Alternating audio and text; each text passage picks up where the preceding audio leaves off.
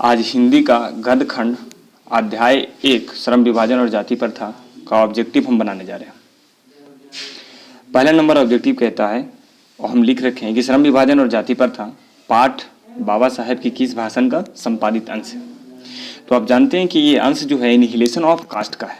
Annihilation of caste का, annihilation of caste, option number सी।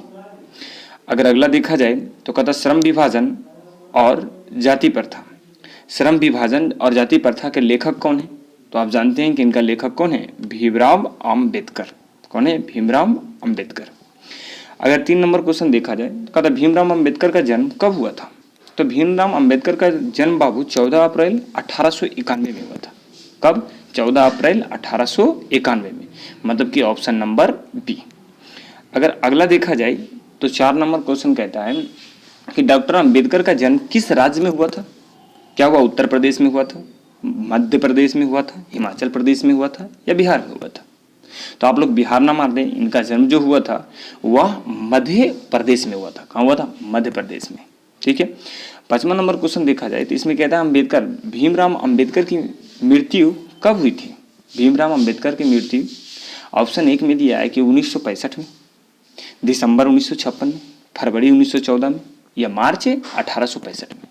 तो इनका मृत्यु जो हुआ था वह दिसंबर 1956 में। ऑप्शन नंबर कितना? Option number B. अगला अगर देखा जाए कहता भीमराव अंबेडकर के चिंतन और रचनात्मक के मुख्यतः कितने प्रेरक व्यक्ति रहे? भीमराव अंबेडकर के चिंतन और रचनात्मक के मुख्यतः कितने प्रेरक रहे? तो ए में कहते हैं 5, ऑप्शन बी में 8, सी में 10, डी में 3। तो इनका ऑप्शन डी यानी 3 व्यक्ति रहे थे। कितने व्यक्ति रहे थे? 3 व्यक्ति। क्वेश्चन नंबर अगला 7 में देखिए, कहता डॉक्टर अंबेडकर किस वर्ग के परिवार में जन्म लिए थे? तो ये किस वर्ग के परिवार में जन्म लिए थे? पिछड़ा वर्ग में, सामान्य वर्ग में, दलित वर्ग में या मध्यम वर्ग में? ये आपके लिए आसान क्वेश्चन होगा। ये कहाँ? दलित वर्ग में। कौन से वर्ग में? ये दलित वर्ग में, ऑप्शन नंबर सी। अगर अगला ऑप्शन देखा जाए, अगला क्वेश्चन कहता जातिवाद के पोषकों द्वारा श्रम विभाजन किसका दूसरा रूप माना जाता है? जातिवाद के पोषकों द्वारा श्रम विभाजन किसका दूसरा रूप माना जाता है? मजदूरी प्रथा का या जाति प्रथा का या बाल मजदूरी का या तो फिर बाल मजदूरी प्रथा या तो डी में कहता है समरसता का। समरसता का तो आप लोग पता होगा कि ये किसका माना जाता है? जाति प्रथा का। ऑप्शन नंबर यहाँ पे बी। अगर अगला देखा जाए क्वेश्चन नंबर 9, तो क्वेश्चन नंबर 9 कहता है कि जाति प्रथा किस प्रकार का श्रम विभाजन है? ये किस प्रकार का श्रम विभाजन है? क्या स्वाभाविक है या प्राकृतिक है या स्वाभाविक है या तो फिर संवैधानिक है, संवैधानिक है? तो बाबू आप ए में देखिए, जो अस्वाभाविक है ये जाति प्रथा किस प्रकार की श्रम विभाजन है?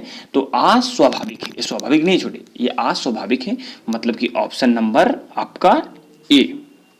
अगर अगला देखते हैं या 10 में, तो कहता जाति प्रथा के अनुसार श्रम विभाजन का आधार क्या है? श्रम विभाजन का जो आधार है वह क्या है? ऑप्शन ए में मनुष्य की रुचि, रोजगार का सृजन, पैतृक पेशा, कौशल क्षमता। तो बाबू ये पैतृक पेशा के द्वारा अंतर्गत इसे बनाया गया था। तो जाति प्रथा के अनुसार श्रम विभाजन का आधार क्या है? तो पैतृक पेशा, मतलब कि ऑप्शन नंबर आपका सी। अगर आप अगला देखते हैं क्वेश्चन नंबर 11, तो ये कहते हैं श्रम विभाजन और जाति प्रथा शीर्षक किनके द्वारा हिंदी में रूपांतरित है? ये किनके द्वारा हिंदी में रूपांतरित किया गया था? क्या भीमराव अंबेडकर के द्वारा, रामचंद्र शुक्ल के द्वारा, ललई सिंह यादव के द्वारा या नलिनी बिलोचन शर्मा के द्वारा? तो बाबू आप लोग को ये बहुत कम पता होगा, ये ललई सिंह यादव के द्वारा। ऑप्शन नंबर जो है वह सी होगा, ये ललई सिंह यादव के द्वारा आपको रूपांतरित किया गया था। ठीक है। अब 12 में यदि क्वेश्चन देखा जाए तो 12 में कहता है जाति प्रथा मनुष्य के पेशे को किस प्रकार प्रभावित करती है? जो जाति प्रथा है वो मनुष्य के पेशे को किस प्रकार प्रभावित करती है? यह मनुष्य के पेशे में बढ़ावा देती है या यह मनुष्य को जीवन भर के लिए एक पेशे में बांध देती है या मनुष्य के रोजगार मुखी बनाती है या मनुष्य को पेशा के लिए दक्ष बनाती है? तो आपको ये पता होगा कि यह मनुष्य को जीवन भर के लिए एक पैसे में बांध देती है। मतलब कि ऑप्शन नंबर बी इसका एकदम राइट आंसर है। अगर आप 13 नंबर क्वेश्चन देखें, कहता विडंबना का अर्थ क्या है। जो विडंबना बात इसमें बार बार आप सुन रहे थे, वह विडंबना का अर्थ क्या है? उपेक्षा है, उपहास है, या अवलंबन है, या आडंबर है। तो आपको पता होगा कि ये विडंबना का अर्थ जो है बाबू वह उपहास है। मतलब कि आपको ऑप्शन नंबर कितना, बी, उपहास है। इस प्रकार के क्वेश्चन आपको ज़्यादा नहीं मिलेगा। इसमें हम एक एक क्वेश्चन को बहुत मेहनत से मेंशन किए हैं, जो आपको बनाने के बाद एक भी क्वेश्चन इस चैप्टर से, अध्याय से छूटने की कोई थोड़ा से भी हो ही नहीं सकता कि इससे छूटेगा। आप 14 नंबर क्वेश्चन को देखिए। कहता सच्चे लोकतंत्र का पर्याय है। सच्चे लोकतंत्र का पर्याय कौन है? ऑप्शन में जाति प्रथा है, सुशासन है, या भाईचारा है, या कानून व्यवस्था। सुशासन जो अभी नीतीश कुमार के लिए फेमस है, सुशासन भाई नहीं, इसके आंसर होंगे सी, भाईचारा। कौन सा होंगे? भाईचारा। सच्चे लोकतंत्र का पर्याय है बाबू भाईचारा, जो कि ऑप्शन नंबर आपको सी में लिखा हुआ है, भाईचारा। ठीक है। अब 15 में अगर देखा जाए तो 15 का था भीमराव अंबेडकर के प्रेरकों को क्या क्या नाम थे। अभी हम बताए थे कितने प्रेरक थे। भीमराव अंबेडकर के प्रेरकों की संख्या कितने थे? 3। अभी पीछे वाले क्वेश्चन में हम आए हैं बनाकर। अब वो कौन कौन हैं, उनके नाम क्या क्या थे, जो आपको बताना है। 15 में पहला कहता है कि राम कबीर महात्मा गांधी, बी में छोटे बुद्ध रहीम कबीर, सी में बाबू बुद्ध कबीर ज्योतिबा फुले, और कबीर बुद्ध महात्मा महादेवी वर्मा। महादेवी वर्मा भी एक लेखिका है, महादेवी वर्मा। तो आपको पता है कि इनके जो प्रेरक हैं, उनके प्रेरक हैं बुद्ध कबीर और ज्योतिबा फुले। ये ऑप्शन नंबर सी बाबू आपका सही है। एकदम बहुत अच्छे अच्छे क्वेश्चन को हमने मेंशन करने का काम किया। अब आप क्वेश्चन नंबर 16 की ओर ध्यान देंगे।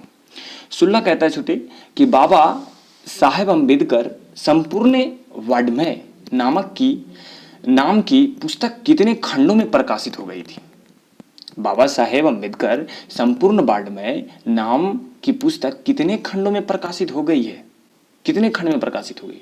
ऑप्शन ए में कहता है 22, ऑप्शन बी में कहता है 48, ऑप्शन सी में कहता है 21, ऑप्शन डी में कहता है 20। यदि आप अच्छे से पढ़े होंगे तो आपको पता होगा कि 21 खंडों में ये प्रकाशित की गई थी, जो ऑप्शन नंबर सी में आपको लिखा हुआ मिल रहा है। ऑप्शन नंबर सी इसका सही है। अगर आप 17 नंबर क्वेश्चन की ओर बढ़ें, कहता लाहौर का वार्षिक सम्मेलन कब हुआ था?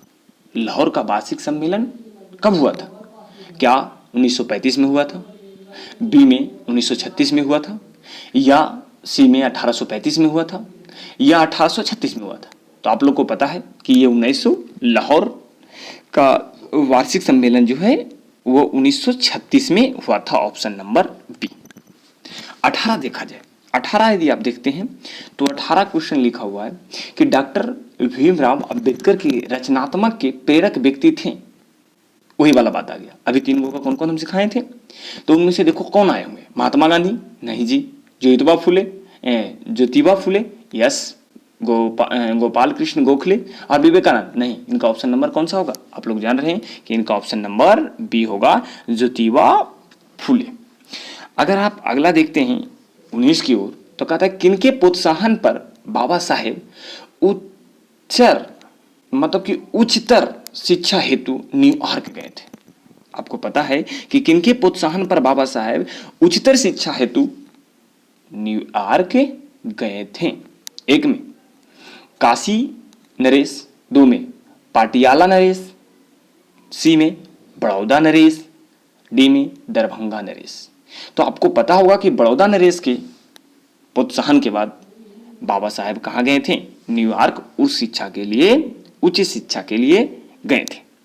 किनके लिए? बड़ौदा नरेश के प्रोत्साहन पे। ऑप्शन नंबर कितना? सी। यदि आप आगे बढ़ते हैं 20 नंबर क्वेश्चन की ओर, तो 20 नंबर क्वेश्चन आपसे कह रहा है, 20 नंबर क्वेश्चन आपसे कह रहा है कि बुद्ध एंड हिज धम्म के लेखक कौन है? बुद्धा एंड हिज धम्म के लेखक कौन है? तो आपको पता होगा कि इनका लेखक कौन है। हजारी प्रसाद द्विवेदी है, बिरजू महाराज है, महात्मा गांधी है, भीमराव अंबेडकर। तो बाबू इनका लेखक जो है ऑप्शन नंबर डी, इनका भीमराव अंबेडकर है। कौन है? भीमराव अंबेडकर है। एकदम इंपॉर्टेंट क्वेश्चन है। अगर बोला जाए भीमराव अंबेडकर की रचना है, भीमराव अंबेडकर की रचना कौन सी है बताइए तो? क्या ए में जो लिखा गया है the right and fall of the Hindu women, B में लिखा गया है संत परंपरा और साहित्य, सी में लिखा गया है विचार और वितर्क, डी में लिखा गया है भारतीय लिपियों की कहानी। तो आपको कौन सा आंसर दिख रहा? इनका आंसर जो छोटे है वह the right and fall of the Hindu women, ये भीमराव अंबेडकर की रचना है, एक बहुत प्रमुख रचना है। तो इनका आंसर कौन सा हो जाएगा? इनका आंसर बाबू हो जाएगा ए। अगर आप अगला देखते हैं 22 में, तो कहता है डॉक्टर भीमराव अंबेडकर के अनुसार जाति प्रथा श्रम विभाजन के साथ साथ किसके विभाजन का रूप लिए हुए? डॉक्टर भीमराव अंबेडकर के अनुसार जाति प्रथा श्रम विभाजन के साथ साथ किसके विभाजन का रूप लिए हुए हैं? क्या आपको पता है कि 22 के लिए दलित, एक में जो दिया गया है कि दलित विभाजन, श्रमिक विभाजन, सॉरी, एक में दिया गया श्रमिक विभाजन, दो में है दलित विभाजन, सी में है सभ्यजनों का विभाजन और डी में है कुशल व्यक्तियों का विभाजन। तो किसके विभाजन किए गए? तो इसमें बाबू कुशल व्यक्तियों का विभाजन, आंसर नंबर डी आपका होगा। अब यदि 23 की ओर बढ़ते हैं तो क्वेश्चन नंबर 23 कहता है कि भारत की जाति प्रथा की विशेषता है, भारत की जाति प्रथा की विशेषता क्या है? अब बताइए, यह श्रमिकों का अस्वाभाविक विभाजन है, या बी में यह श्रमिकों का स्वाभाविक विभाजन है, सी में यह रोजगार वर्धक है, डी में यह वर्ग विभेद दूर करता है। तो आपको पता होगा कि यह श्रमिकों का अस्वाभाविक विभाजन है, यह स्वाभाविक विभाजन नहीं है। तो इसका बाबू ऑप्शन नंबर ए बिल्कुल करेक्ट है, ऑप्शन नंबर ए। यदि देखा जाए, कहता है जाति प्रथा स्वाभाविक श्रम विभाजन नहीं है, क्योंकि अगर जाति प्रथा स्वाभाविक श्रम विभाजन नहीं है, अस्वाभाविक श्रम विभाजन है, तो ये क्योंकि क्या इसमें होता है जो ये स्वाभाविक नहीं होकर के अस्वाभाविक है? तो 24 में देखा जाए तो पहला ऑप्शन में लिखा है यह मनुष्य की रुचि पर आधारित है। कहता है यह पैतृक पेशा के संबद्ध नहीं है, इसमें मनुष्य सहजता से रोजगार युक्त हो जाता है। नहीं बाबू, यह मनुष्य की रुचि पर आधारित नहीं है, यह जाति के अनुसार बटा हुआ, यह मनुष्य की रुचि पर आधारित नहीं है। इसका ऑप्शन नंबर डी बिल्कुल बाबू करेक्ट होगा, ऑप्शन नंबर डी। ओके, अब हम लोग चलते हैं क्वेश्चन नंबर 25 की ओर। लेखक आज के उद्योगों में गरीबी और उत्पीड़न से भी बड़ी समस्या किसे मानता है? लेखक आज के उद्योगों में गरीबी और उत्पीड़न से भी बड़ी समस्या किसे मानता है? क्या निर्धारित कार्य को आरिचू के साथ व्यवस्था को करना, या अनुभवहीनता, कार्य कुशलता का अभाव, एकता का अभाव? नहीं, इसका ऑप्शन नंबर ए होगा कि निर्धारित कार्यों को अरुचि के साथ व्यवस्था का कारण, व्यवस्थावश का कारण, मतलब कि ऑप्शन नंबर ए इनका बिल्कुल बाबू करेक्ट है। अगर देख ऑप्शन नंबर ए, ये ध्यान दीजिएगा, ऑप्शन नंबर ए 26 में देखा जाए, कहता कौन सी व्यवस्था मनुष्य के प्रशिक्षण अथवा उनकी निजी क्षमता का विचार किए बिना ही उसका पेशा निर्धारित कर देती है? वह कौन सी व्यवस्था है जो मनुष्य के प्रशिक्षण अथवा उसकी निजी क्षमता का विचार किए बिना ही उसका पेशा निर्धारित कर देती है? तो यह जाति प्रथा है, जाति व्यवस्था है, या शासन व्यवस्था है, या मध्ययुगीन व्यवस्था है, या आधुनिक व्यवस्था है? आप लोग बताइए कि यह कौन सी व्यवस्था है? तो बाबू ये जाति व्यवस्था है, जो कि मनुष्य के प्रशिक्षण के अथवा उसकी निजी क्षमता का विचार किए बिना ही उसका पेशा का निर्धारण कर देती है, ये जाति व्यवस्था। तो ऑप्शन नंबर छोटे इसका ए होगा, इसका ऑप्शन नंबर ए।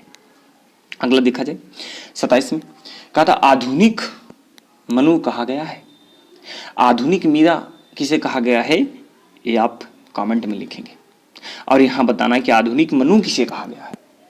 27 नंबर क्वेश्चन, आधुनिक मनु किसे कहा गया है? तो क्या वो डॉक्टर राजेंद्र प्रसाद को कहा गया है, महात्मा गांधी को कहा गया है? महात्मा गलत लिखा हुआ है, उसको आप समझ लीजिएगा, महात्मा गांधी को कहा गया है, या मध्ययुगीन व्यवस्था को कहा गया है, नो, या सच्चिदानंद सिन्हा को कहा गया, या डॉक्टर भीमराव अंबेडकर को कहा गया? तो इनका ऑप्शन नंबर आप समझ रहे हैं कौन सा, डी होगा। इनको कहा गया है, डॉक्टर भीमराव अंबेडकर को कहा गया है, इनका ऑप्शन नंबर डी। किनको? भीमराव अंबेडकर को आधुनिक मनु कहा गया है। कहता संचारित का शब्दार्थ है, संचारित का शब्दार्थ क्या है? संचारित का शब्दार्थ का क्या आरोहित है, चालित है, प्रवाहित है या स्वचालित है? तो आपको पता होगा संचालित का शब्दार्थ जो होता है वह प्रवाहित होता है। कौन सा? प्रवाहित, ऑप्शन नंबर सी। कौन सा? प्रवाहित। अब यदि आप 29 नंबर पर थे तो कहता लेखक की दृष्टि में विडंबना की बात क्या है? लेखक भीमराव अंबेडकर की दृष्टि में विडंबना की बात क्या है? जातिवाद के पोषकों की कमी नहीं है, जातिवाद के पोषक नगण्य है, आर्थिक दृष्टि के जातिवाद उचित है, जातिवाद लोकतंत्र के विरुद्ध नहीं है। तो इसकी ऑप्शन नंबर ए जातिवाद की पोषकों की कमी नहीं है, ये ऑप्शन होगा। जातिवाद के पोषकों की कमी नहीं, लेखक की दृष्टि में विडंबना की क्या बात है कि यह जातिवाद के पोषकों की कमी नहीं है। ऑप्शन नंबर बाबू इसका ए। अगला देखा जाए 30, कहता है लेखक की दृष्टि में आदर्श समाज कैसा होना चाहिए? लेखक कहने के मतलब किसको कहा जा रहा है? डॉक्टर भीमराव अंबेडकर को। कहता है लेखक की दृष्टि में आदर्श समाज कैसा होना चाहिए? जिसमें स्वतंत्रता, समता और मातृत्व का भाव हो, जिसमें सभी धनी हो, सी में जिसमें सभी पढ़े लिखे हो, डी में जिसमें सभी स्वस्थ हो।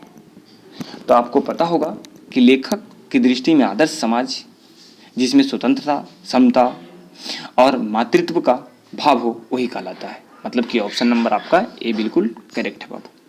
तो इसके बाद अब हमें बनाने का इच्छा तो नहीं है क्योंकि 16 मिनट हो गया, लेकिन थोड़ा सा और बना लेते हैं, इसको और आगे चलते हैं।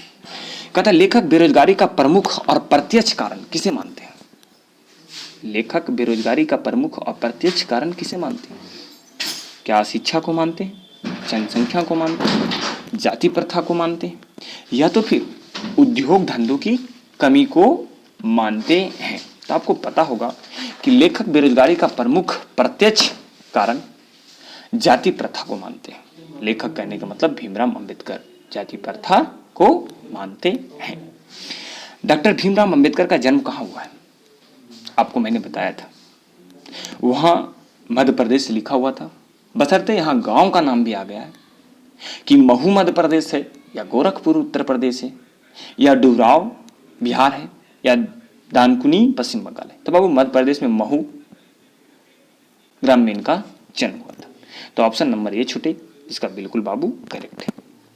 अगर आप 33 नंबर क्वेश्चन की ओर बढ़ते हैं तो कहता है डॉक्टर अंबेडकर मतलब कि डॉक्टर भीमराव अंबेडकर ने किस पत्रिका का संपादन किया था?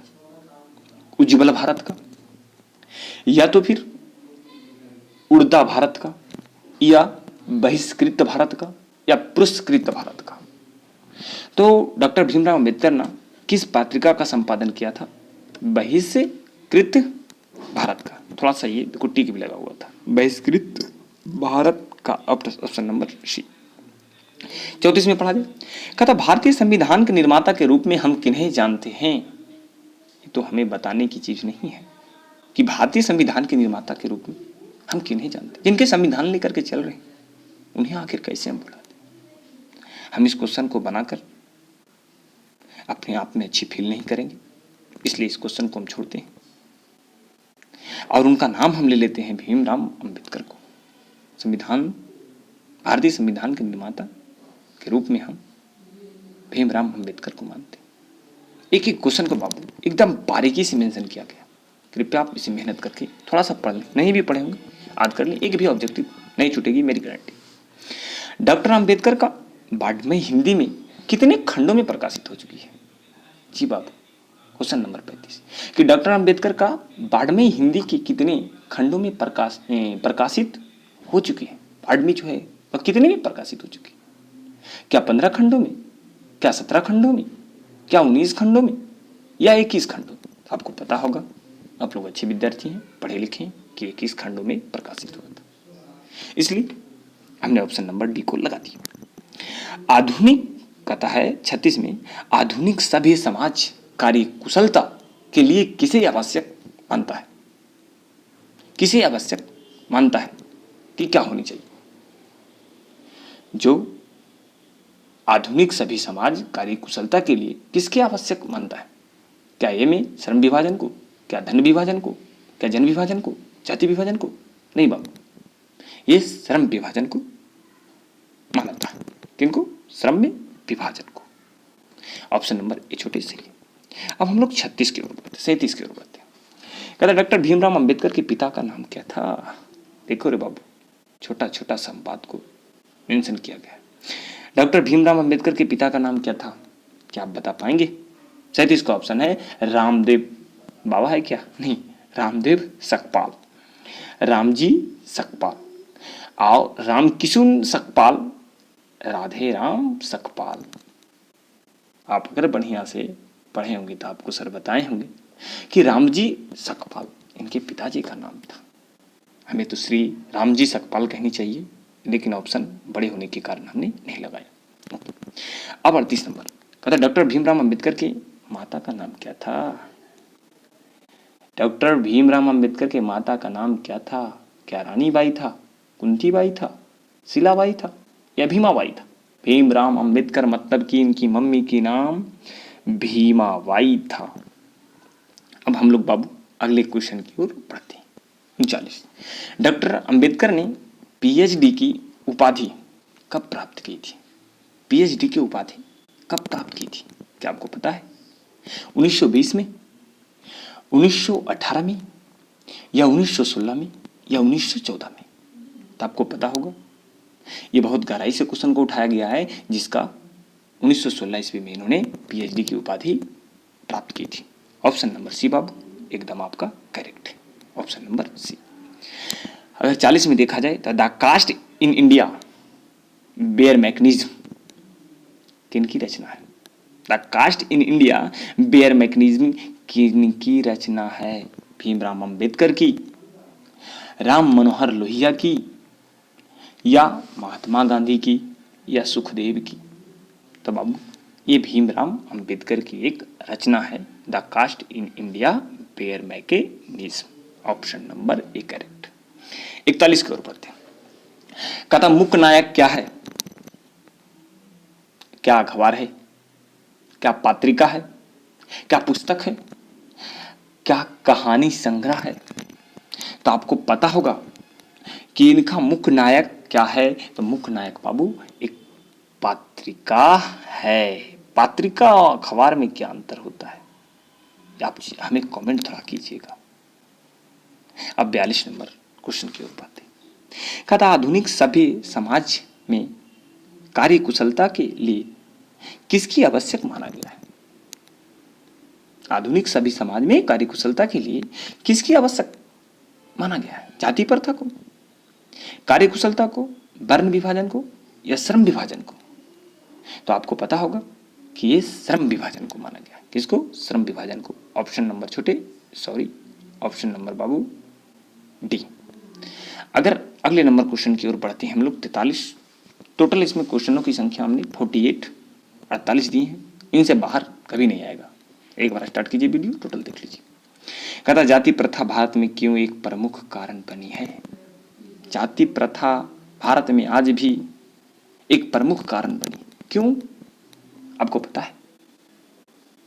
सिर्फ एक बार आज की भी वोट बैंक जाति प्रथा चलती है। छोड़ो, उस पर बात नहीं करके हम जब समझते हैं कि आखिर ये क्यों है, क्या उत्पीड़न के कारण, बेरोजगारी के कारण, अमीरों के कारण, गरीबी? अरे अमीरी रहेगा तो जाति रहबे नहीं करेगा छोटे। और गरीबी भी इनका नहीं, इनका मेन रीजन है बेरोजगारी।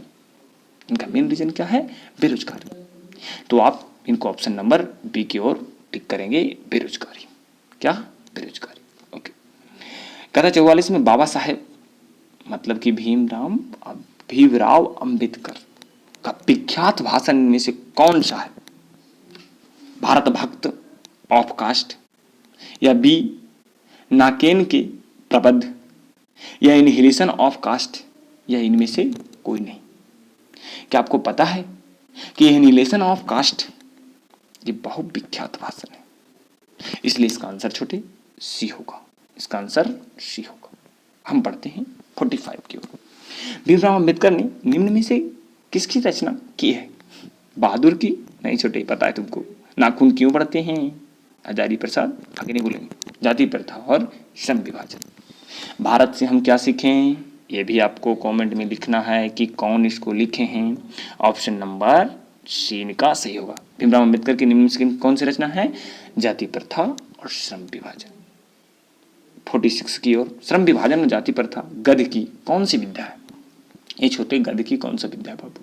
कहानी है, निबंध है, शब्दचित्र है या डायरी है? आपको जो बताना है ये क्या है?